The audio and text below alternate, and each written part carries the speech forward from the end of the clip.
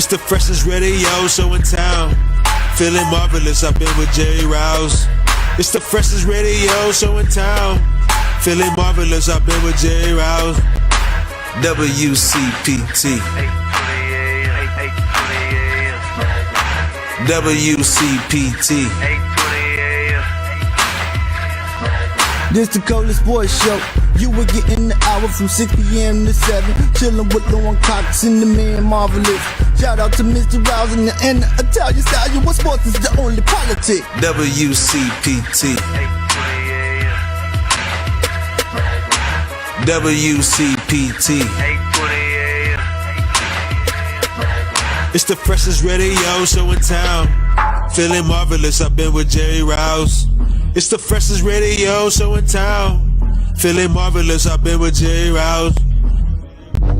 Welcome, everyone, to another edition of the Rewind Sports 60. We're streaming live on Facebook, broadcasting from the world's famous illustrious studios of WCPT, 820 AM in the beautiful, beautiful city of Chicago, in the frigid city of Chicago, in the outstanding neighborhood of Jefferson Park on Super Bowl Sunday, ladies and gentlemen. This is another edition of the Rewind Sports 60. And let's get right to it, ladies and gentlemen. You love him. He's the one. He's the only. He's not out on Madison Avenue hawking a cab or Uber. He's not at Wrigley Field in Lakeview area trying to see if he can get a ticket for the Cup games this season. No, he's not on the Dan Ryan at 35th Street outside a guaranteed rate to see if he can check out a Sox game. He's not even over at the United Center to see the Blackhawks or the Chicago Bulls. Ladies and gentlemen, he's in the studios. He's known as the Marvelous One. He's the one. He's the only. He's Dan Marver. What's up, Marver? Hey, Jerry, how you doing? I'm good. Are you okay? CPT 820 AM. Hey, those of you that have 3-0 as your first square, hang in there for the first quarter of the Super Bowl. But now you can turn down the sound and turn us up. Yeah, turn us up for sure. The Super Bowl is on, and we got it on as well. We know you have it on, but Marvelous said it exactly right. You can keep the Super Bowl on your channel, your computer, your smartphone, whatever the case may be. But, of course, you want to hear the volume on WCPT 820 AM for the fastest hour in sports conversation. And we have a show in store. Woo. But before we get into it, the Marvelous One, hey, man, how you been handling this cold weather that we've been experiencing? Well, we were lucky. I mean, January wasn't that bad. And now, I guess, the other shoe was turned, or whatever you want to call it, but this is not unusual. I remember 2 years ago we had the polar vortex at the end of January, and 10 years ago people were stranded on Lakeshore Drive on this week with 23 inches of snow. And if you want to go back further, January of 1967 was like unbelievable, 20 plus inches of snow. So it happens. I guess the solution is to not live here. Well, I mean, that is one solution, but you know what? There are other parts of the country that are experiencing, whether it's, the cold temperatures, the snow, and of course the East Coast, they're being bombarded. Yep. We know what happened in California all year long as far as the fires are concerned, the drought and the rain and everything. So, I mean, it depends. And, of course, you go down to Florida and you got to deal with all the hurricanes and, the Gulf Coast and all that stuff, Marvelous. So, you got to pick your poison, as they say, so to speak, right? Absolutely. Well, you can have hurricanes, you can have wildfires and volcanoes and earthquakes. So it's a little bit of everything from Mother Nature, but this is what we get. It is what we get, and this is what you get as well, ladies and gentlemen. Again, the fastest hour in sports conversation right here at WCPT 820 AM, the Rewind Sports 60, Jerry Riles, and of course, the Marvelous One, Dan Marver. That intro song you heard, it was from the 17th letter.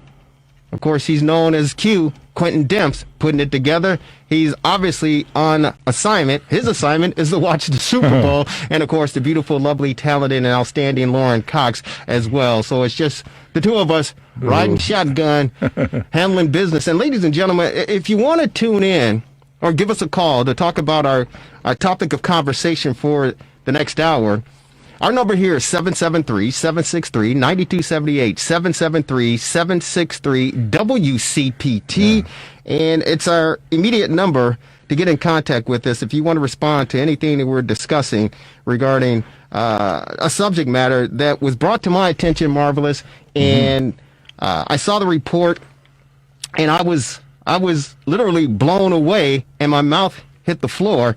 And it's an ABC News investigation report done by reporter Ryan Smith of ABC, of course. And this past week, he revealed in his investigation and report that 2 former NFL players are suing the league due to experienced concussions. Now, these players suffer from depression, memory loss, and bouts of anger. The players, Kevin Henry, a former defensive lineman for the Pittsburgh Steelers, and Chicago Bear fans know this guy. He's a former running back for the dreaded Green Bay Packers. That, of course, Najee Davenport. But those 2 players say the league uses a formula, get this, called race norming.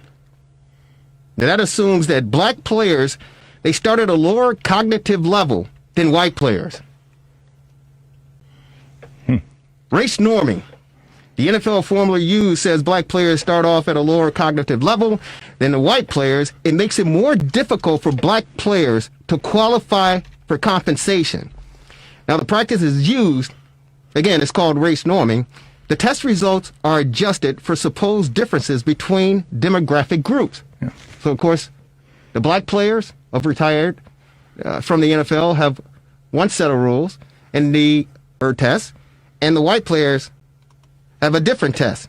Henry, in 2017, underwent a series of tests that determined that he suffered from cognitive decline similar to early stages of mild dementia. Here's a comment from Mr. Henry regarding his concussions. Football doesn't give you an expiration date. It just happens. You just expire. I've had 10 concussions or more, and that's not even common practice. After his time in the league, Kevin Henry says he began suffering from depression, memory loss, and bouts of anger. In 2017, he underwent a series of tests, a doctor determining that Henry was suffering from a cognitive decline consistent with mild dementia. So he submitted a claim to the landmark 2013 NFL Concussion Settlement Program. What was the result of the claim you filed? I was denied. He was denied. That soundbite courtesy of ABC News, of course, the reporter Ryan Smith, and that was, of course, Kevin Henry, former defensive player for the Pittsburgh Steelers, commenting on the case. Now, an NFL administrator claimed there were issues related to validity to the test. The evaluation used inappropriate norms. The concussion settlements, the 2 players accused the NFL of racial double standard. I hadn't heard this before. The NFL says the race norming formula is optional, but they also go on to say that clinicians who test the NFL players say they are required by the league to use the formula. Race norming was put into a place and is used to eliminate the amount the league has to pay out. Get this, folks. The amount the league has to pay out to former players who file concussion claims. So this is implemented. It is put into place so the NFL are selective as far as who they're going to pay money to. Some clinicians admit they were told to discriminate against the black player filing claims using this formula. The NFL says the lawsuit is entirely misguided. They also go on to say that race norming, known as demographic correction, is recommended but not required. The NFL goes on to say the concussion settlement program was agreed to by all parties with the assistance of expert neuropsychological clinicians. It relies on widely accepted and long-established testing and scoring methods. Yeah. Now listen to this. 3,000 claims have been filed. There are 3,000 former NFL players who filed claims against the National Football League. Out of those 3,000 claims, 1,200 were paid out, totaling nearly $800 million. But no demographic data, marvelous, was available. So you don't know who received the compensation of those 1,200 players who got paid. You just don't know who they are. And based on this, it's pointing to the fact that the white players were able to collect, the black players were denied. Now, these 2 players are currently waiting on the judge's ruling on the NFL's motion to dismiss this case. You'd think the name of the players could be obtained with freedom of information. You know, it's not like a secret document. Well, that's the point, though, Marvelous. This is an exclusive, independent investigation by ABC News and Ryan Smith. So he brought it out this past week. I believe the report came out on Thursday. So it's definitely going to gather legs and wings and take off. And you can believe there are going to be other players that get wind of this, and they're going to be filing lawsuits collectively against the NFL regarding this matter, because it's, first of all, it's surprising to me that this sort of thing is put into place, race norming. It's unbelievable to me. Well, even Congress might get involved. Senator Ron Wyden of Oregon is apparently, he's saying that if ABC is reporting as true, the NFL has apparently pressured doctors to disqualify black former NFL players from benefits they earned, Wyden told ABC News. Shortchanging former players based on their race is both racist and rank hypocrisy. So maybe Congress will get involved too. Well, I'm sure Congress will probably get involved, but as far as doctors are concerned, we're pleased to join on our TRS60 hotline, ladies and gentlemen. He's a neuropsychological psychologist, and he is Dr. Charles Gooden, PhD. He's a professor at NSU's College of Psychology. His research interests include the neuropsychology and head injury, stroke and multiple sclerosis, neuropsychological and personality assessment, rehabilitation and community reintegration following brain injury, neuropsychology in childhood and in school settings, learning disabilities, hyperactivity, and general assessment. Dr. Charles Gooden, he was named the COP Professor of the Year. He's on our TR60 hotline. Doctor, welcome to the Rewind Sports 60 on this Super Bowl Sunday. How are you? I'm fine. How are you? Doing very well, and we're trying to keep as warm as we possibly can. The temperature outside here in the beautiful city of Chicago right now is hovering around 5 degrees above zero, with the wind chill somewhere between 15 and 20 miles below. So it's frigid here. It's cold, but we're hanging in there, Doctor. Yeah, well, we had the problem of dropping into the 50s recently. So please. We know what it feels like. No, 50 degrees is like it's like summertime here in Chicago. Are you kidding me? But we thank you for taking some time out and appreciate your time joining us on the Rewind Sports 60. And I had to reach out to you because you were quoted in the story that was released or published or broadcast this past week on ABC News,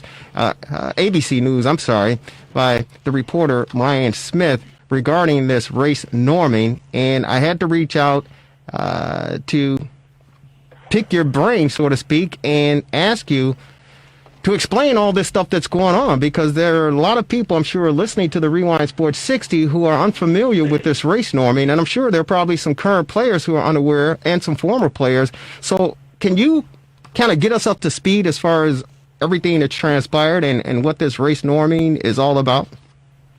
Yes, it's all been, unfortunately, very complicated, but race norming started actually many years ago for the opposite reason that it's being used in the current state, is when black individuals were being overdiagnosed with schizophrenia or brain damage or significant psychological impairments, because the norms that were being used for white populations were not appropriate for the black populations. So in order to correct that, this was led by black psychologists. They came up with the idea of developing alternate norms for these tests. So as a consequence, when this testing began with the NFL, apparently someone suggested that we should use different standards for each group. The problem is that the testing was never intended to be used the way the NFL was using it. These norms are only advisory. So I can look at the norms of an individual compared to black Americans, compared to white Americans, to young people, to old people, and then I make a clinical judgment based on that individual's history, education, achievements in life, and the like. But in this case, the NFL has given very rigid cutoffs. that doesn't allow for clinical judgment. So as a consequence, they are trying to use numbers to replace the judgment of the clinician because they didn't trust clinicians to fairly evaluate these players. So when the agreement was reached, the clinician was given in the document the option of using either the black or the white norms. And it became very obvious that using the black norms for black players and white norms for white players was very biased. And as a result, some of us, like myself, asked again to clarify that we did not have to use the black norms. And those norms also have other problems because of the way they were gathered and other issues related to them, which aren't important here. But when I started working with the settlement, the NFL, I was told, use the norms you think are the fairest. So I did. And when I did that, the people who supervised the settlement said, that's fine. And they pushed the clients through and said, yes, they're impaired. But when the NFL got to review it, their lawyers got to review it, they challenged cases where you use the general norms for everybody, but where the black norms would have made the person not qualify. They didn't care if you used the black norms and they still didn't qualify, or which norms if they didn't qualify at all. But in any case where there would be a difference, the NFL lawyers have challenged this. So when the NFL says you're allowed to use anything you want, they're not actually telling the truth. That it is possible that's the intention of the NFL itself, but it's certainly not the intention of their attorneys. They also challenged these results in the testing on a number of other reasons, which again, the person who supervises all this has approved what we did, but then the NFL challenges it in order to reduce the number of people who are allowed to be qualified for the settlement. I continue to use the same norms for everybody, but a lot of people felt pressured because they were being investigated just as I was when they didn't do it the way they apparently the lawyers really wanted us to do it. I said that I didn't care if they were going to investigate me. I was going to do it correctly or not at all. So that's how we got to where we are now. Well, congratulations to you, and thank you for standing your ground. And you know, you took an oath, I believe, and you know your ethics stood in place, and you stood your ground. So, congratulations to you. And we're on with Dr. Charles Golden. He is a neuropsychologist at Nova Southeastern University, joining us on the Rewind Sports 60. And our topic of conversation for the fastest hour in sports conversation is race norming in the NFL. Two former NFL players filed a lawsuit against the league, claiming that there is bias and discrimination in the testing regarding brain injuries and concussions. One thing that stood out regarding it, and thank you so very much for clearing it up as best you can, because I know a lot of people are still kind of in a fog and still kind of confused as far as everything that's going on. But the one thing that you talked about was clinicians who were feeling the pressure from the NFL lawyers, and they were threatened to be investigated. What would the NFL and the lawyers be investigating regarding this matter? Well, they would be investigating whether you were appropriate for being a tester in this program. And for some people, the program has ended up paying a great deal of their income, as well as they could challenge your reputation, which that that you're not doing the testing correctly. There's something wrong with your approach to testing, and both economic and reputation are issues that affect a lot of people. So you're actually saying that the National Football League and their lawyers said that you abide by, the option or the recommendation regarding race norming and using the individual testing for the African American former NFL players compared to the white NFL players, that you as a professional in your field could face some pressure and face some character assassination along with the monetary issues as well if you didn't follow protocol regarding the National Football League. Is that what you're saying?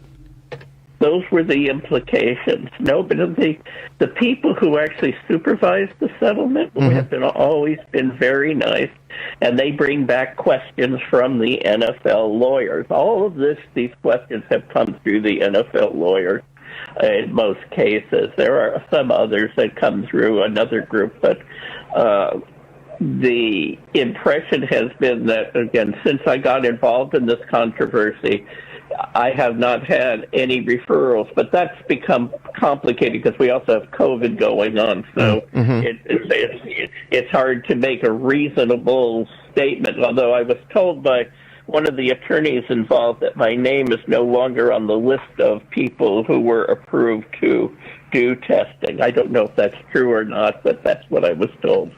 Dr. Golden, this is Dan in the studio. Let me circle back a bit. You evaluated Mr. Davenport in 2019, correct? But you evaluated other players, too. Is that not correct? Yes, we've been evaluating paper. We had been doing it for about 3 years. And so, as a result of your evaluation, you determined, obviously, that an individual such as Davenport was cognitively impaired, and that race norming was merely a recommendation. But you did not apply the full demographic correction, it sounds like, in the article. Does that sound about right? That's right. I treated everybody as if they were the same race. Gotcha. Okay. Hey, Doctor, were you surprised to see this race norming when you were asked to do the testing, and that there were two different tests, one for African-American former athletes and one for the Caucasian white athletes? Were you surprised when you saw this? Because me as a lay person, a media person, and someone following sports, I was surprised, to be honest with you. We're talking about 2021, and this sort of testing is implemented and put in place, and if you don't abide by it, you could suffer repercussions. Were you surprised when you saw this? Well, recognize that the same tests are used for everybody. It's just how they, for example, in the white population, a score of 10, to simplify this, might be seen as impaired. Whereas if you're black, you have to get a score of 7 or 8. You got to get a lower score before you're seen as impaired. The exact same test. It's just different thresholds that you have to meet in order to qualify as being impaired. So, yes, I was surprised at that, which is why I'd asked them the question of whether we had to use these norms, because I had questions about them. And again, I was told no. And as I said, the settlement people, both in Mr. Davenport's case, approved what I wrote and sent him through to be compensated. And the NFL is allowed one last time to object, and that's when their lawyers made that objection. Wow. So what's the next step? And it's interesting because, the former Pittsburgh Steelers defensive player, Kevin Henry said, hey, you know what? Listen. We're out there playing football just like the white guys. We get hit. They're not hitting us lesser because we're black or more because we're black. It's a car crash, every play. He said, we're getting hit hard. We're getting tackled the whole 9 yards, comparable and equal to our colleagues, our white, teammates and the opposition, yet they're tested differently. And I mean, that's a valid point because listen, concussions, they don't, it's like this virus, it doesn't select, hey, you know what, I'm going to take care of you because you're black. I'm going to make it more extensive because you're black. No. When you get hit upside the head playing, in my opinion, the greatest sport in the world, but the most violent and dangerous sport in the world, we've seen a lot of players who have suffered a lot in their daily life after leaving the game. And it's just surprising and appalling that the National Football League would put something in place like this and not just judge everyone equally and fairly. And it's very disappointing, to be honest with you. Any comments regarding your thoughts on the division as far as, concussions are concerned? Did we lose him? Oh, we must have lost him. Hey, Devin, if you can call him back, tell him I don't know what happened. We apologize to any of you out there listening. We were on with Dr. Charles Golden, Nova Southeastern University neuropsychologist, joining us on the Rewind Sports 60 to discuss former NFL players' race norming lawsuit that was just unveiled or just came publicly. ABC News. Right. With a report this past week. The poor guys in Fort Lauderdale, he said it was 50 degrees there. Yeah, well, I wish it was 50 degrees there. We're going to go commercial free, ladies and gentlemen. We want you to be a part of it. If you have any questions for yours truly, Jerry Riles, of course, the marvelous one, Dan Marver, please feel free to give us a call. Hey, Dr. Goldman, yeah, I was asking you, I said it was appalling and disappointing, because Kevin Henry said, hey, listen, you know what? Concussions, it's not selective. You get hit upside the head, and he said multiple times, 10, 12 times, he said not even including practice, and, life after football has been basically hell for him. There's no difference between being a black former professional football player and a white professional football player because you both suffer the same sort of injury. I just wanted to get your comments on what Mr. Henry had to say regarding that. I agree with Mr. Henry. I was very surprised that the NFL contested these cases. And I'm even more surprised after they made their statements publicly that you could use either set of norms and it didn't matter. And yet, that's exactly what we're arguing about here, is which set of norms we use. Where do you see this thing going from here moving forward?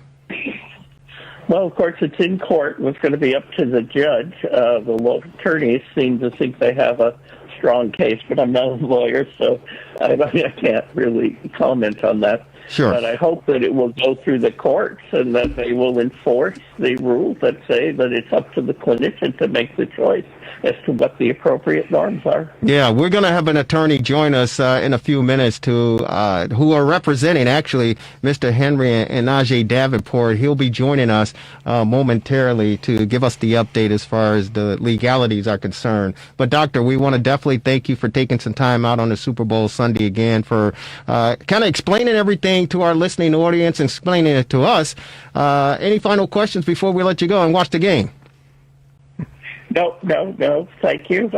Feel free to call anytime if you want to talk about this further. You got that right. It seems like we're going to be talking about this a lot more moving forward because I'm sure there are going to be a lot more athletes who are made aware of this and who will be jumping on the bandwagon, so to speak, because it's just, again, it's an unfortunate situation. It's appalling and it's disgraceful. We're talking 2021 and you got the NFL lawyers stepping in and say, hey, you know what? You have to use these tests because at the end of the day, it's all about money. And out of the 3,000 cases that were filed, 1,200 of them were paid out somewhere $800 million. Yet we don't know who those 1,200 players are. So you can believe I'm sure a lot more players are going to get wind of this and they're going to want to be a part of it. So, Doctor, thank you so very much. Enjoy the 50-degree temperatures down here in Florida and send some our way if you can, because we got the next 7 to 10 days. It's going to be below zero for the most part. But God bless you. Hang in there. Stay safe and sound. We'll talk to you down the road. You too. Thank you. Bye-bye. There you go. That was Dr. Charles Golden of Nova Southeastern University, a neuropsychologist, talking about race norming, the lawsuit. Unbelievable, Marvelous. Yeah, I mean, it sounds like there's a solid case there, but maybe the attorney can shed some light on that. Yeah, well, we do have the attorney who is actually representing a few of these players, or the two players that filed the lawsuit in this matter. And, of course, he's on our TRS60 hotline. He's with Zuckerman and Spader. He is attorney Eitan Goldman. Eitan Goldman is a trial lawyer who focuses his practice on white-collar criminal defense, securities, and commodities litigation and complex commercial litigation. Eitan has tried more than 50 cases to verdict and, until February 2017, served as the director of the Division of Enforcement of the U.S. Commodity Futures Trading Commission. Earlier in his career, he served as an assistant U.S. attorney in the Southern District of New York. And Mr. Goldman is on our TR60 hotline. He is representing the two players, as we talked about, Kevin Henry for the Pittsburgh Steelers, a former NFL player, and, of course, Najee Davenport, former running back for the Green Bay Packers. Clinicians fear NFL's concussion settlement program protocols discriminate against black players. He's on our TR60 hotline. Attorney, welcome. It's Jerry Riles along with the marvelous one, Dan Marver. How are you on this Super Bowl Sunday? I'm doing good. Thank you for having me. Hey, thank you for taking some time out on this busy Sunday to join us to talk about this subject matter. We just had the Dr. Charles Goodman on, who actually handled the test. And the NFL said, you all know, I mean, that the NFL told them to stick with these race norming tests, the one for black individuals and the one for white individuals. And he asked, do I have to stick with it? And they told him no, but, so he didn't stick with it. But then once it got to the NFL, the lawyer stepped in and said, hey, you didn't follow, our advice as far as this race norming is concerned. You are representing these two athletes. Can you enlighten us as far as where we stand and the thoughts about this race norming, which is really surprising and alarming to a lot of folks because they simply didn't know about it? Yeah, and that's one of the really awful things about this is, the NFL says, well, everybody had a chance to opt out, and these players, agreed to this, and it was in the settlement, and the court approved it, and the Third Circuit approved it, and there were 80 written objections, and nobody objected to the race norming. And the reason for that is that nobody knew about the race norming. It wasn't in the settlement. There's a line in, small print in Exhibit 2 to the settlement that talked about the availability of demographic data. But then the NFL and class counsel did this guide, the BAP guide, in secret, which basically instructed doctors to use the full demographic norms, which means discriminating based on race, which means race norming. And, Dr. Golden, like some other doctors, decided not to do it. And while the NFL now is saying the doctors don't have to do it, they can use their own clinical discretion, that's just not true because the NFL appeals whenever the doctors don't use it and a black former player gets an award. So, they're on the one hand, they're saying, well, it's not us that's forcing them to, but they are challenging. I mean, they went and they appealed Naja's award and got it reversed by the special masters. So it's not really up to the doctor's clinical discretion. It's the NFL trying to save money by making it harder for African-American former players to recover from their damage. And these people, some of them are really profoundly disabled. No, there are a lot of them that are disabled. I know, Reeve Sori, who played with the great late Walter Payton. He's an offensive lineman. Today, he's in a nursing home, and he's almost basically bedridden, and most of it due to his playing days in the National Football League. And we're talking about the 70s. And yeah. the luxuries that these players have today, they certainly didn't have that back in the 70s. And as you all know, these players were told, hey, you got an injury? You got a concussion? No, how many fingers you see? I see 2. When there's 3, they say, get your butt back out there. And now you're absolutely right. These players are suffering, whether it's from, mild dementia, whether it's from knee replacement or hips or whatever the case may be. They're suffering because of the game that they love, and it's appalling, it's disgraceful, and it's just sad and disappointing that the National Football League in 2021 would even have something like this in place black and white. That's almost like the Jim Crow, where, the water fountain. The black water fountain is over here, the white water fountain is over here. It's unbelievable that this is even implemented, and for doctors such as Dr. Charles Gooden to say, I'm going to stick to my game plan, my teaching and my education, and then to be, reprimanded. And he said some of these doctors are being investigated, if they don't go along with the protocol. It's unbelievable. It's truly unbelievable. Now, how did you and your law firm get in contact or get a hold of these two players, Kevin Henry and, of course, Najee Davenport, regarding this race norming lawsuit? Well, we represented some former players in the original lawsuits. A partner of mine represented Mike Webster, who's the Pittsburgh Steeler great, and just got to know some of the other lawyers. And then we heard about this, I don't know, about a year ago, and we really couldn't believe it was true. But we did some research, and it turns out that it is true. It's completely egregious. I mean, you talked about this being like Jim Crow. I mean, this is what Jim Crow looks like in 2021. It's not it's not big signs hanging on water fountains saying blacks can't drink here. It's this discrimination that's embedded in software. So you have two former players, one white, one black, same age, same gender, go in, take a test on a neuropsychologist office.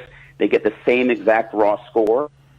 Bell tells the white one, you've got dementia, here's some money. And they tell the black guy, you're just black. I mean, it is that simple and that egregious. It's unbelievable. It's unbelievable. Yeah, it really is. It makes your jaw drop when you hear about it. When I saw the report earlier this week, I couldn't believe it. I seriously couldn't believe it. And of course, the next day I had to give you a call to see your availability to come on to talk about this, because I was the investigation by ABC News, and congratulations to Ryan Smith on the work that he's done and put into this to reveal this. But I was just beside myself when I saw this, and I said, we certainly have to discuss this. So I appreciate yourself, Attorney Aidan Goldman, coming on to discuss this with our listening audience. Hey, Mr. Goldman, this is Dan in the studio. I'm looking at the complaint. Is this the one in the United States District Court for the Eastern District of Pennsylvania, Davenport and Henry versus the NFL? Is that the one that you're involved with? Or is there, yeah. I mean, the concussion settlement was reached in the Eastern District of Pennsylvania, right? Like, there were many, many different lawsuits for guys who had suffered concussions against the NFL, but then they all got consolidated as one class action before a judge in Philly, the Eastern District of Pennsylvania. So we brought a couple different matters last August. On the same day, we filed a Article 27 motion within the settlement, where we basically said to the judge, look at a settlement. It does not require what the NFL says it requires. And then we also brought a 1981 lawsuit, and that's just the Civil Rights Act, saying that you can't discriminate against people. So has COVID slowed down the process, or where does this stand now? Well, the judge actually dismissed without prejudice our Article 27 motion, which we've appealed to the Third Circuit, and we're waiting to hear about that. And then the 1981 lawsuit, we've got a hearing, I think, in March. So it has been slowed by COVID, but, the wheels of justice are continuing to grind, even if kind of slowly. Yeah. Did you see more players getting involved with this? Because, again, I'm sure there are a lot of them who are unaware, and we know some former players. We have one here, Quentin Demps, who's a part of our broadcast team. He's not here, of course, today, but he played in the league for 10 years, and I'm sure he's got some issues. I know some other former players who played on the '85 Bears team who, some are doing well, remarkably, but others are still, they're suffering. Jim McMahon, we know, won a suit regarding concussions from the league, and maybe he was one of the 1,200 people out of the 3,000 that got compensation for this. Do you know anything about that? I don't know specifics about that. I mean, the NFL has all these statistics, and one of the things that we're asking for is the numbers and the comparison between how hard it is for a black former player to get an award versus a white former player. And I think you're right about former players. I don't think they had any idea that this is how the settlement was going to be interpreted by the NFL, because I've talked to a bunch of former players, and to a man, black or white, they say they never would have, voted for this. They never would have agreed to the settlement if they knew that it was going to be implemented in this discriminatory way. Well, that's part of the defense for the NFL. They're saying that all sides agreed to this. Yeah, well, that's not true. All sides agreed to the settlement. Settlement doesn't say there's going to be a black door and a white door.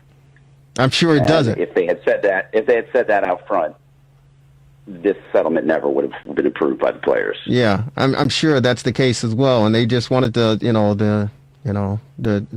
do their homework, and they tried to pull a fast one. The interesting thing about this is the fact that, again, that they say, hey, we can pull a fast one, and this is a multi-billion-dollar industry. These guys aren't starving. It's a multi-billion-dollar industry, and these players put their heart and soul on the line for this game. And even through this pandemic, it's refreshing to watch these guys play because it's a form of entertainment and it's a stress reliever, right? So it's surprising that the National Football League and their attorneys even had the gumption to put this in place. I still can't believe it. I really can't. Yeah, the NFL is the most powerful, most lucrative sports league in the world. They something like $15 billion a year, and they're doing this. I don't think they're doing this because they hate black people. I think they're doing this because they saw a way of saving money, but it doesn't make it right. Well, wait a minute, attorney. With all due respect, hate is a strong word. You're right. Hate is a strong word, but in discrimination, when you discriminate, that means you have a strong dislike for something, and you're going to put action behind it to make sure that whatever group is being discriminated against don't succeed. So there's something going on in there for you to separate the whites and the blacks and say, we're going to take care of the white guys who've gone through all of this, but the black guys, it's questionable. I don't know. This is a racist policy. No question about that. I'm not in any way trying to defend the policy. I'm saying I think their motivation is to save money. Sure. And they're doing it on the back of the former players who gave their blood, sweat, and tears for years for this league. And some people say, oh, the NFL players are all a bunch of millionaires. They don't really need the money. Especially guys who played in the 70s and 80s and 90s. A lot of them didn't make that much money. Right. And your career as an NFL player is pretty short. So these guys, it's not like they're rolling it. I mean, they need the money, and some of them are just so disabled they can't even, work a job. They can't even provide for their families. So these are not huge awards that they're asking for. This is stuff that they really need in order to be able to lead, lives with dignity. That's exactly right. And again, I talked about former Chicago Bear lineman Reeve Sori, who more or less is bedridden, and he's been that way for multiple years, and most of it is due to playing in the National Football League. So I certainly hear what you're saying, and I agree with you, Doc. Attorney, thank you again for taking time out, joining us to explain a little bit more. Where do we go from here? Well, the NFL is wrapping themselves in the mantle of Black Lives Matter and anti-racism. So we're hopeful that eventually they will, see the light and do the right thing. And if not, we're just going to have to, keep litigating until we win the case. We've got a status conference in March before the judge on our Civil Rights Act. So hopefully that'll go well. Well, attorney, you have our blessings here. You have an open forum. Anytime you want to join us to elaborate and keep us up to speed, the door is open. We really appreciate you taking on this battle for these retired players who are really, really needed. And God bless you. Keep up the good work, and we'll be in contact. Thanks very much. Thank you so very much. Ladies and gentlemen, attorney Eitan Goldman with Zucker Spader out of New York and Washington, D.C. on the race norming lawsuit filed by two former NFL players, of course, African-American, Kevin Henry with the Pittsburgh Steelers, and, of course, Najee Davenport, running back for the Green Bay Packers. Marvelous? I'm sure the last thing the NFL wants to do is have a racist policy exposed. I mean, that would be rather foolish of them to not knowingly do such a thing. So it is quite puzzling. It is quite puzzling. And again, great work by Ryan Smith of ABC News for doing this investigative reporting and bringing it to light. Because again, I definitely know fans were unaware of this, and I know that there are a number of current players and former NFL players who totally are unaware of this, and the attorneys for the National Football League felt, hey, you know what? We could pull a fast one. And they agreed to it, and before they know it, boom. It's boom. But the bad thing about it is these doctors, these neuropsychologists who are doing the testing, when they say, hey, we're not going to follow your protocol, they're being reprimanded and challenged. Yeah. Which is, that's a form of bullying. It's unfortunate. Yeah. It's unfortunate. Well, the one fortunate thing is we're a week away from Valentine's Day. Yeah. Are you got any plans for Valentine's Day, Marvelous? I think it's going to be below zero between now and then, so it might be a good day for cuddling. Yeah, you can do the cuddling thing. You still do that? You play footsies under the blanket and all that stuff, Marvelous? You have to. To keep warm, right? Right. Well, I'm trying to figure out some ways and some ideas to, liven things up next Sunday, Valentine's Day, and because you always got to do it. There's no question about it. Regardless of whatever the situation is, you gotta celebrate Valentine's Day with your loved one. And what other better way to celebrate than having dinner? Maybe at Serenello's in Wheeling, located on Milwaukee Avenue. We're pleased to be joined by my good friend. I love this guy. He's fantastic. And ladies and gentlemen, they say the quickest way to a man's heart is through his stomach. This guy has my heart because he goes through my stomach. He's on our TRS60 hotline, ladies and gentlemen. He is the Honorable Chef Michael Bonner. Chef, how are you? Good, Jerry. How you doing tonight? Hey, we're doing good. We're trying to keep warm as best we can, brother. But I definitely wanted to get you on and see what's going on. We miss being over at Serenello's. We just miss being in the environment. But with this pandemic and the virus and the opening and closings of restaurants, man, you well know firsthand it's been very, very difficult. And real quick, get us up to speed as far as how things are going for you and the restaurants and the business. Well, it has been a real challenge. 2020 is a year that you want to forget.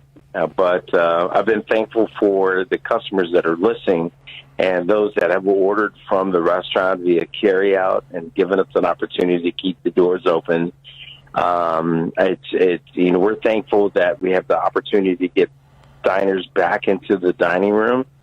And I just wanted to let you know that this weekend we're going to be doing brunch, Valentine's Day brunch, and we have wonderful menus put together that are for curbside Valentine's Day menus to go, as well as in-room dining. So it's been a real challenge, but we've been trying everything we can to stay relevant and keep people knowing that we're here and reaching out for support.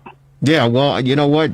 I know it's been hell. It's been hell. I know it, and my prayers and my money even has gone over to you to offer as much support as we possibly could because it's just been very, very challenging and very demanding. But the good thing about it is the fact that you keep rolling. This is what Chicago is all about. This is what, the Windy City and the neighboring towns are all about, Chef. You roll up your sleeves and, you put your hard hat on, you get your lunch pail, and you go to work. And you and your team have certainly done that. And, better days are on the horizon, and the light is at the end of the tunnel, I truly believe. But share with us a little bit more about the brunch and what people can expect, being a part of that. And, of course, the great Valentine's Day dinner next Sunday. Well, thank you for saying that. We are trying our best to stay relevant, and we're putting our head down every day to make it work. But specifically with the brunch, we're doing a Valentine's Day brunch with roses and an opportunity for everyone to get back into the relaxing mode and enjoying themselves in the restaurant, enjoying themselves for a Valentine's Day lazy Sunday. And we also are offering an opportunity for people to, have the curbside menu that has lobster, filet, and, different other things that we have going. And we just want people to realize that the restaurant community is there for them to be able to enjoy themselves. And hopefully we love to get them back into the restaurant as they are comfortable, or, their comfort level allows them to be. But at the same time, if they don't want to come back in the restaurant and enjoy the indoor dining, they can come into or order curbside carryout. Hey, this is Dan in the studio. I assume with social distancing, you'll have some space limitations. I guess we better get our reservations in pretty quick, huh? Very quick. But we're taking precautions. I mean, we are, spacing tables. Also, we're, just not allowing too many people in the room so that people feel safe coming back into the restaurant. But at the same time, we want people to enjoy themselves and have a good time. And I know that we all miss being in a restaurant and enjoying ourselves. Hey, Chef, is there a minimum time limit for people if they want to dine in? We've been paying attention to that. I mean, we say an hour and a half, but if you go over that, we're not going to, police you. Just come in and enjoy yourself inside the restaurant, and we'd be happy to serve you. No. So what time do you start serving on Sunday? Serving starts on our Sunday brunch opens at 10 o'clock, and it ends at 2. We are accepting carry-out orders for curbside for the menu that we put together with the filet medallions and the lobster raviolis. You can pick those up starting Thursday, Friday, as well as Saturday. And in-room dining, you can come in. Restaurant opens at 11 o'clock, and we close at 8 o'clock on Sunday. And Chef Michael Bono at Serenello's, let us entertain you in Wheeling. Real quick, you've incorporated or added some pizza into your dining. Is that accurate? Yes, I'm glad that you mentioned that. We have, since the pandemic, opened another pizza concept called B Square. And it's a Detroit-style pizza that we're doing in the restaurant that features that classic square, crusty corners, airy leg, crispy crust. And you can order it for delivery out of the restaurant, B Square Pizzeria. No, it sounds good, brother, and I definitely want to get my hands on one of those things as well, for sure. Right, Marvelous? Yeah, better call in quick to get my reservation. So that's a great segue. If people want to make their reservations to dine in for Valentine's Day or any other day, Chef, what do they need to do? How do they find you? Well, two things. One, for B Square, just go online. We're available on Open Table as well as Talk. If you are interested in ordering or making a reservation for the restaurant, visit our website at serenellos.com or Open Table, or just call the restaurant directly, and we'd be happy to take or make your reservation there. And happy Valentine's Day. I'm looking forward to a great week. Even though it's cold, I heard the cuddle week with the temperatures out there. I'm in line with that, along with a piece of good crusty Italian bread and some red sauce Italian. Yeah, Marvelous going to be cuddling up underneath the sheets with his beautiful wife, and he's going to be munching on some Detroit-style pizza. No, I'm going to Serenello's now. The heck with that. There you go. And what's that number again, Chef, for people to call in and make their reservations? Yeah, that's 678. I'm sorry. No, it's 847-773-3861. That's Serenello's Restaurant. Sounds good. And real quick before we say goodbye, have you been able to bring most of your staff back? I know, it's been trying times and challenging for them as well. Have you been able to bring most of their folks back? We have. We are about 40% of our capacity right now. We've got about 40% of our staff back on staff. And it's like putting the band back together again, and we're happy about that. So, yes. Well, we're moving in the right direction. Well, God bless you, brother, and keep it up and keep going. And if it was easy, as you all know, everybody would be doing it, man. But stay safe. We love you, love your team, and we love the food over there. And we certainly be in contact, Chef. All right, Jerry. Have a good night. You too. Take care. Stay safe, and get some pizzas out there, brother. All right, my man. Take care. That's Chef Michael Bono on our TRS60 hotline. Serenello's. Yeah. That's the place to be, man. Go ahead, Marvelous, jump in. I forgot to Don't be afraid. I forgot to ask the price. Well, if you go you go online, you can certainly find the price. There's certainly find the price. Hey, it's the fastest hour in sports conversation, ladies and gentlemen. If you miss any portion of this broadcast, you can check us out on Facebook. You can check us out on the rewindsports60.com. And, of course, on Wednesdays in the northern suburbs on Comcast Access, Channel 17, Channel 19, Channel 35 at 7 p.m. sharp. Any closing thoughts, Marvelous? No, you can turn the volume back up. The GOAT is performing his magic again today with 2 minutes to go in the half. Yeah, well, the Kansas City Chiefs get the ball in the second half, and you know what happened last year. That's right. Mahomes, talk about magic, man. He brought the magic out in the second half, and, of course, wins the Super Bowl as well as the MVP title. Ladies and gentlemen, enjoy the Super Bowl. Enjoy your rest of your evening. Enjoy the week. Stay warm. We love you.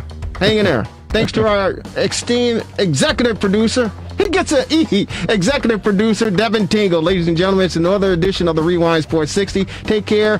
Have a good one. We'll talk to you next week. Goodbye, everybody.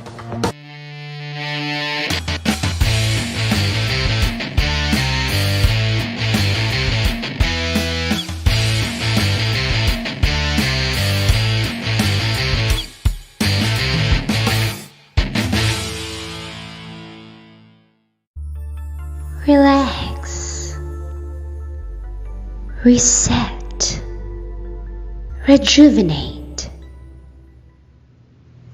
Go to our link right now to restart your life. TheRewindSports60.com. What are you waiting for? Hope to see you soon. The Rewind Sports 60.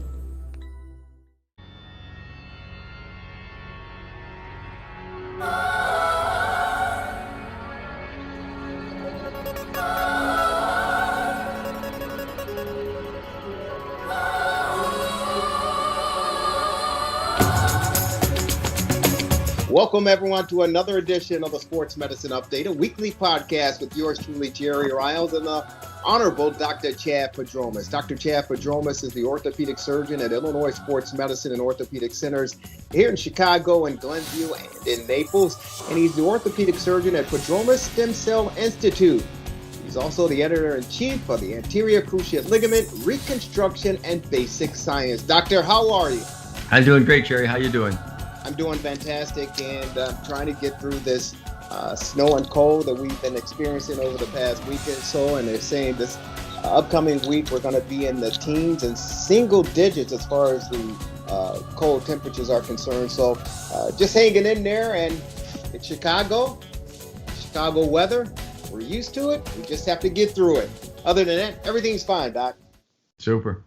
Sounds good. Hey, there's a lot going on regarding the vaccine.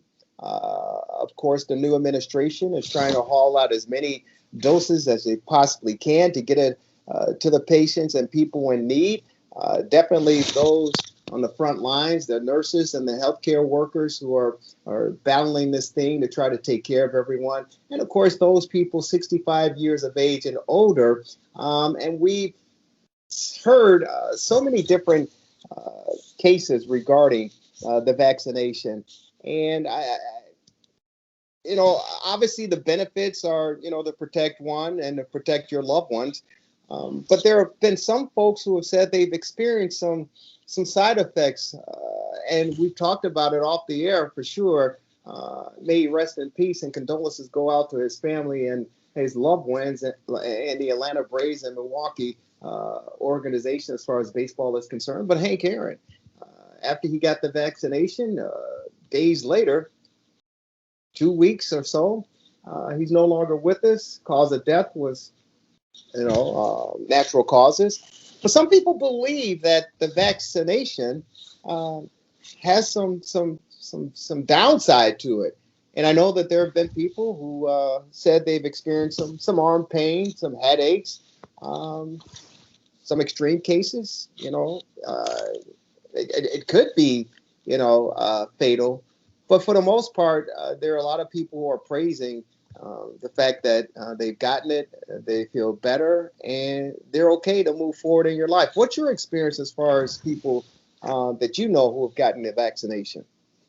So I'm part of a thing called the C19 study group. Because I've published papers in this space, I was honored to be invited to join this group. It's a couple hundred of the smartest people there are, virologists, epidemiologists, infectious disease doctors, and others. So on a daily basis, I'm going through 30 or 40 messages in this regard. And so clearly, the vaccine's a wonderful thing. It's going to be the way out of the pandemic. And we need to get it rolled out as quickly as we can. But, as with all good things, it is not without its side effects, complications. And so, it's interesting, unfortunate. The basic thought is that the people who should get it are high-risk people who are at high risk of having problems, older people with comorbidities. Although overseas they found that people who were terminally ill, they had a significant number of deaths, so they recommended not giving it to them. So it can take a toll on people as well. But the other thing is that, the Pfizer vaccine was the first one out there, and people would get the first shot, be a little sore, no big deal. But the second shot is usually accompanied by far more severe side effects. Not to say you shouldn't do them, and in the vast majority of people, they pass. So by all means, do it. Although it's good for people to be prepared that they might be pretty miserable for, a day or two. But beyond that, there are some people that get more severe, more intense, and more long-lasting problems from the vaccine. And again, doesn't mean don't do it. By all means, do it. But recognizing these things, it would be nice to figure out a way to treat people who have them. So there's one intensivist who's part of the study group who has found people that get a chronic inflammatory problem. She calls it SIRS, an inflammatory response syndrome, and recommends people taking Tylenol, a non-steroidal anti-inflammatory drug like Aleve and acetaminophen, and a non-sedating antihistamine like Claritin before, during, and after, and said that greatly mitigates it. So that can be useful. But in addition to that, there are people who get pretty severe and persisting musculoskeletal problems that have been noted. Now, it's fairly new. What is the incidence? We don't know. I have a friend who's an emergency doctor at a big hospital downtown who said she's seen a number of people with elbow problems on the same arm as the shoulder afterwards. And one such person is actually a personal friend, a middle-aged woman who called and said that several weeks after getting the first of the injections, which is not usually the one that's very severe, she got severe and unremitting pain in the elbow of the same arm. So it was in the elbow and radiated partway down the forearm. And I know her well. She's stoic. She's tough, not the kind of person to complain. And she said she was losing sleep and was at her wit's end, and it was driving her crazy. She'd taken medications, hadn't helped. So I've talked here and there on these podcasts before about what is often called low-level laser therapy, also called photobiomodulation, cold laser.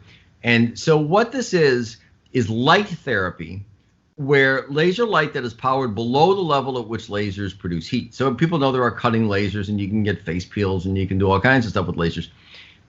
So if you power the lasers much lower, maybe 100 milliwatts as opposed to 3 or 4 or 5 watts, laser light is picked up by the mitochondria in your cells and by a molecule called cytochrome C oxidase, and it catalyzes that molecule. It's an enzyme. It produces more energy, increases blood flow, and there's a lot more that it does, and a lot of it that we're not even sure, we're still figuring out.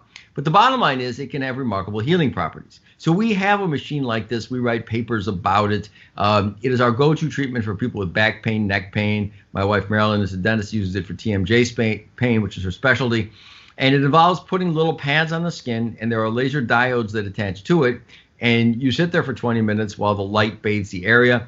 There's no heat, no pain, no side effects. You can't feel it.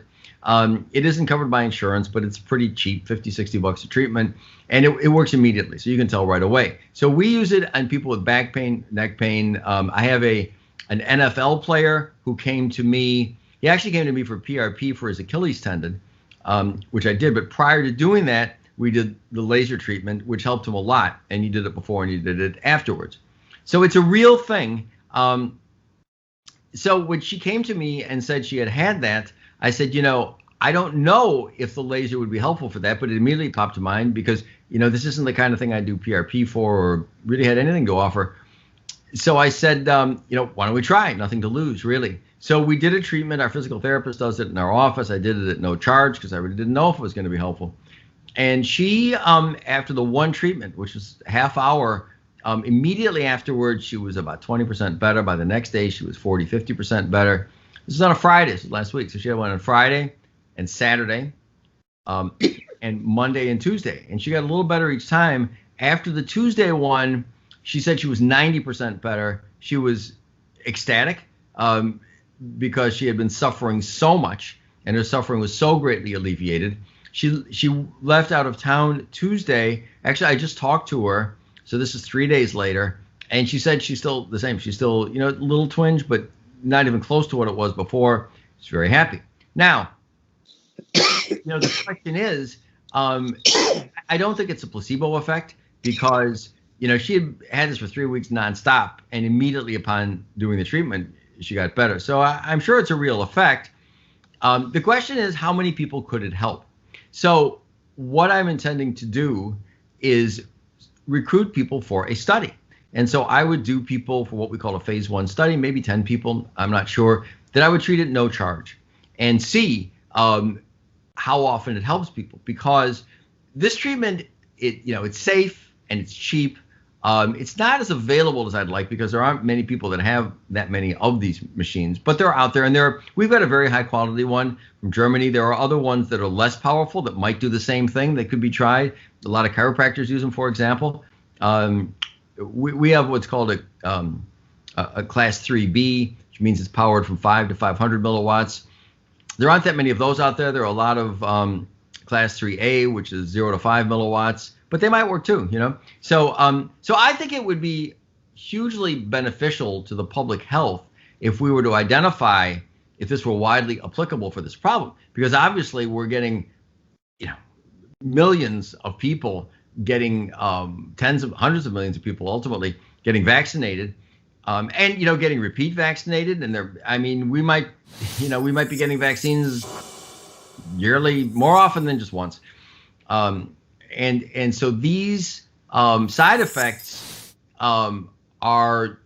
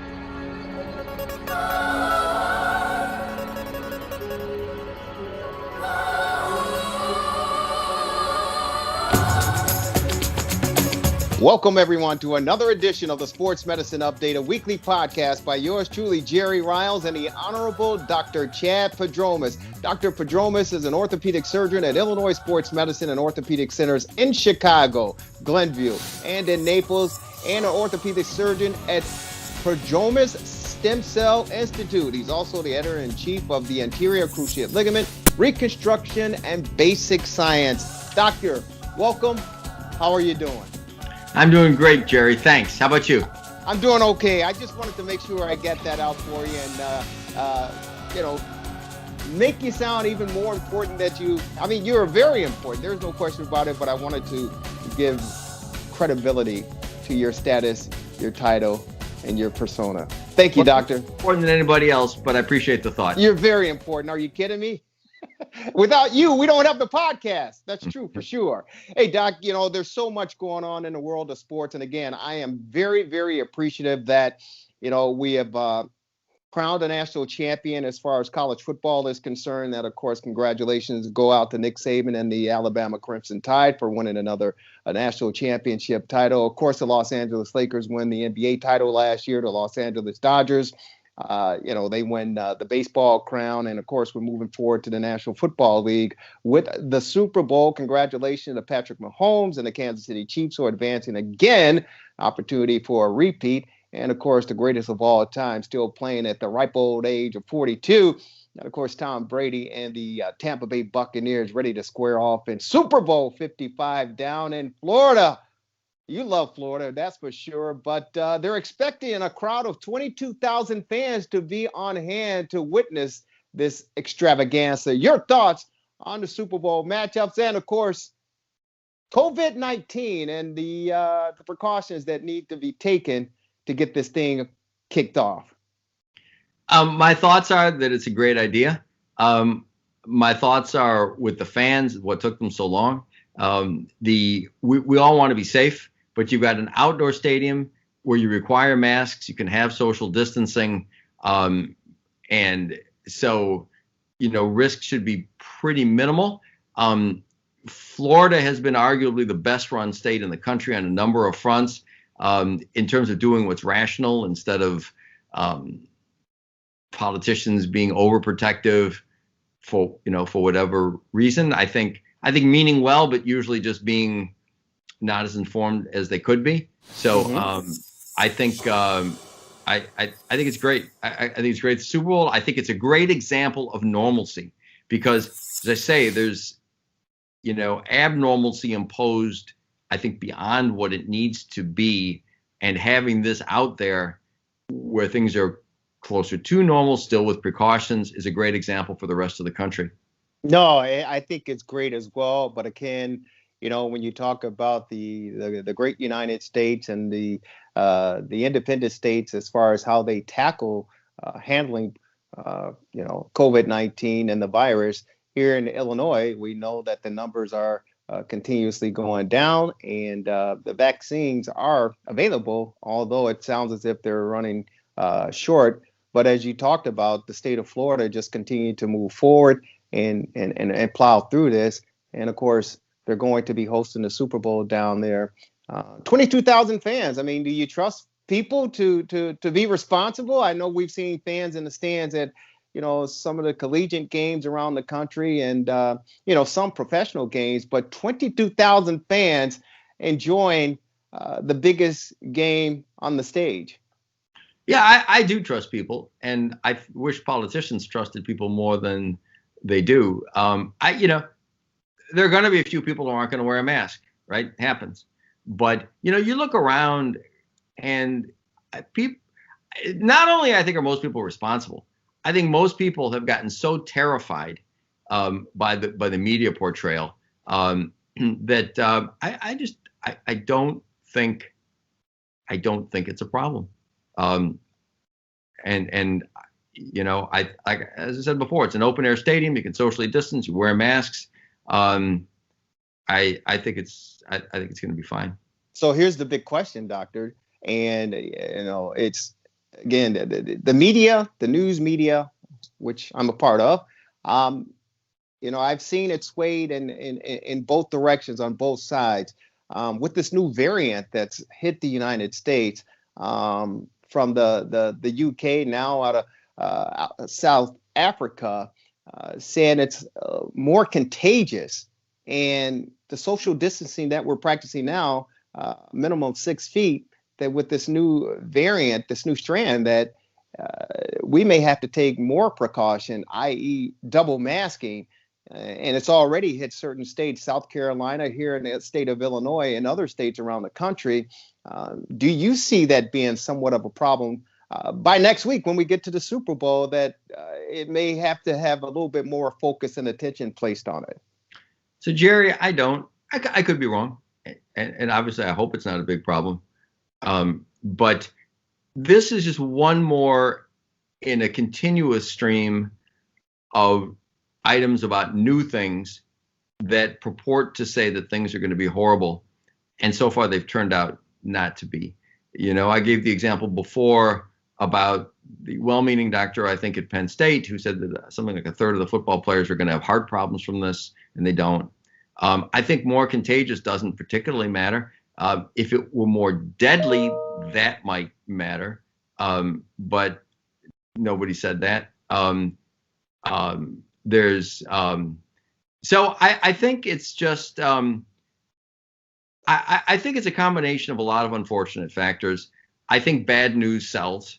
It's like I'm kind of weird analogy, but I don't even listen to the weather in Chicago anymore, because every year, 3 times a year, we're going to have a blizzard of the century, and it's going to be horrible. And it's, and I don't mean to minimize it. And there are people that get affected by it, but I don't know, it's Chicago, it snows and it gets cold. And so you just prepare, but bad news sells, right? So I think saying, wow, we've got a new variant, as a teaser for the evening news, it sells. So not necessarily blaming the media. The media's always been that way,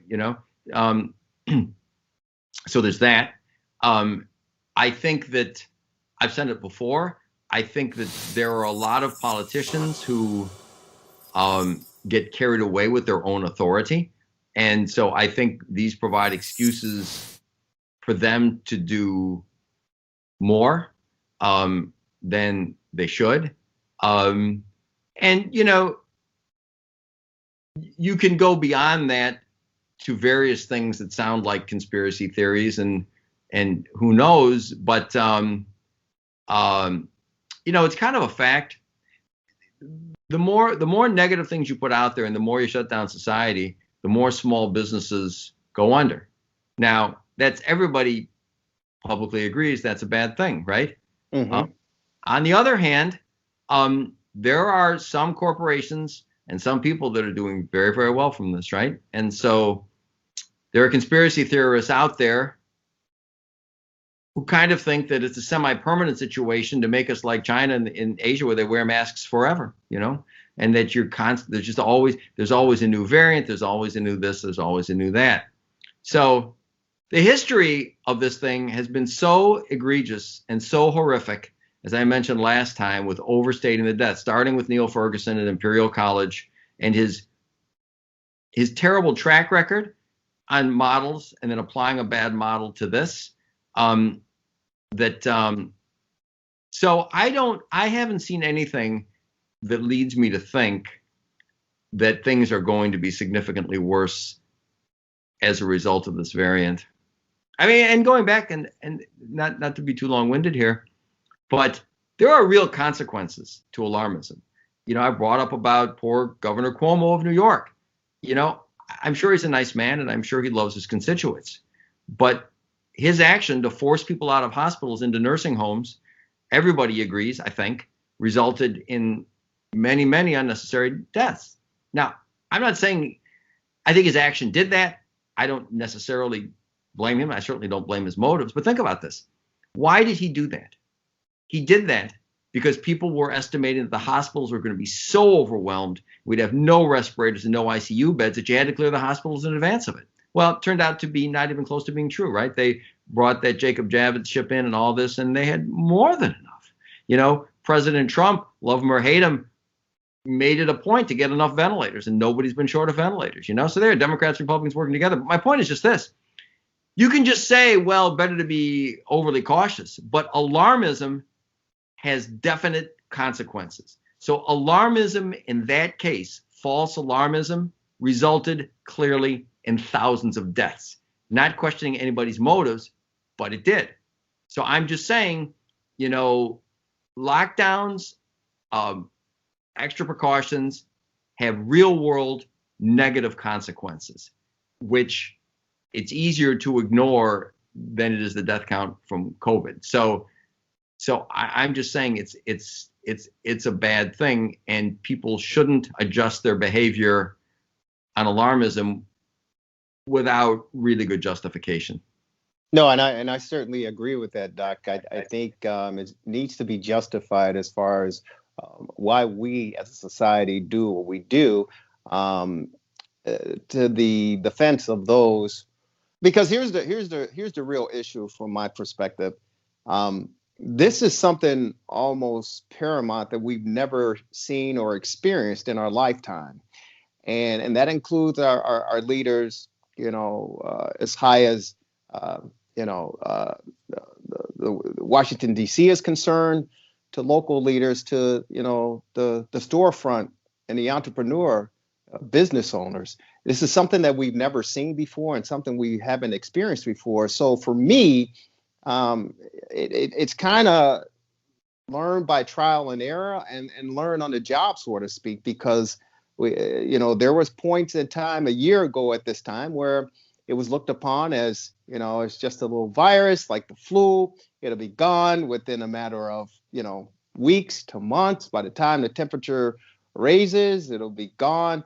To leaders saying you don't need to wear a mask, to now in January of 2021, they're talking about double masks. So I think it was hit and miss for everyone involved, including the average layperson, the average citizen, because we just simply didn't know.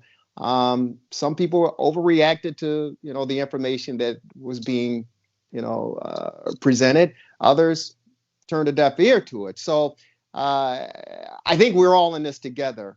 And for me, the best case scenario is to maybe play it to the safe side, because we simply don't know. And I kind of compare it to the AIDS epidemic back in the late 80s and early 90s, when it first ran rampant in this country and around the world. We didn't know, and there were some false prejudgments and accusations and all sorts of things, conspiracy theories that evolved from that. But we learned over time to let science do its job and let the experts do their job. And we got a control and got hold of it, and it's under control, and we found a solution for it. So I kind of apply it to the same of what we're going through today. And I'd rather be safe than sorry, as they say. And you cannot question the more than 400,000 people.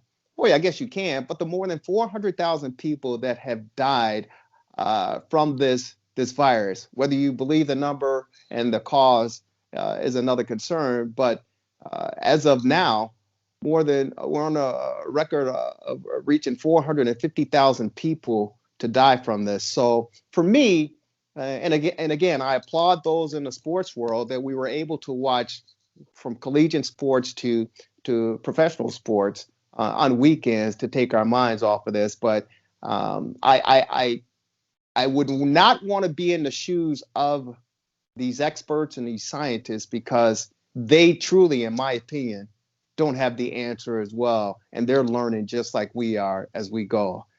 My prayers are in hope that we can get control of this thing and get back to some new normalcy. This question, you said be safe. Question for you. Do you think that people, when they lose their business, have adverse health outcomes? Do you think that there's depression and suicide and drug addiction and people failing to go in for health checks and living poorly and gaining weight? So do you think there's a consequence to excessive lockdowns? Yeah, of course there is a consequence. I got a good friend of mine.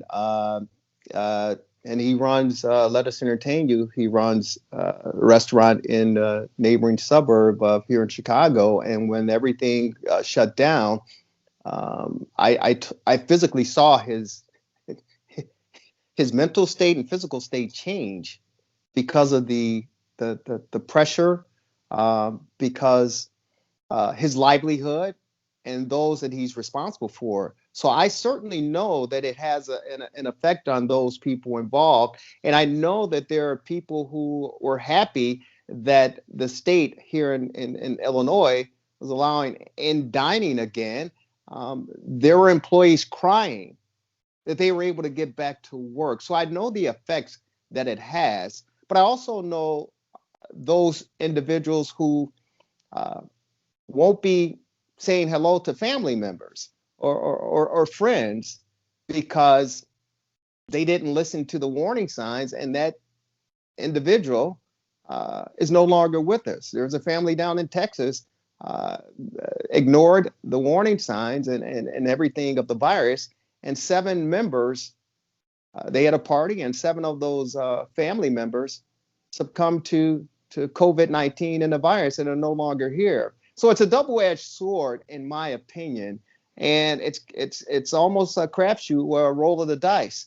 Uh, how do you approach it? How do you tackle it? I think the NBA did a fantastic job last year by having the bubble and staying strict and stern on the players' comings and goings.